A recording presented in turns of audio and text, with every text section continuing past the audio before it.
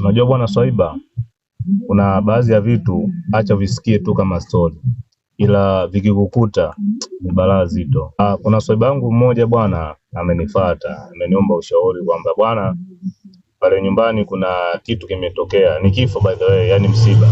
Lakini katika ule msiba kuna vitu vinachanganya sana.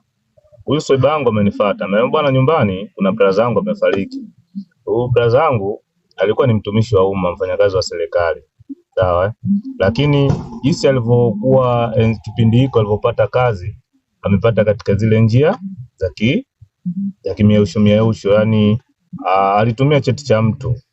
Sasa kipindi hiko ilikuwa inawezekana, sababu anasema blaza yake kidogo umri umeenda na nini, kwa hiyo alipata kazi kwa kupitia cheti cha mtu, yani cheti cha kielimu, cheti cha form 4.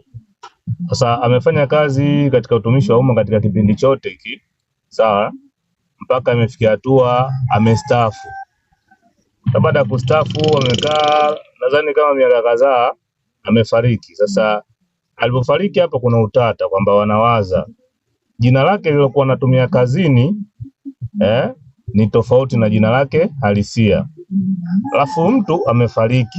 Sasa wanajiuliza pale kwenye utambulisho, hususan kwenye msalaba, waandike jina lake au waandike jina ambalo alikuwa anatumia kwenye cheti wakati yuko kazini.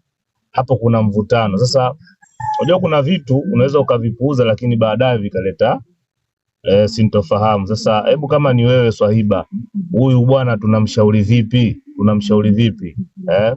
By the way, usisahau kutufollow, kulike na kuja kuangalia bidhaa zetu Mbungo Used Point. Tuna bidhaa bora sana kwa ajili yako.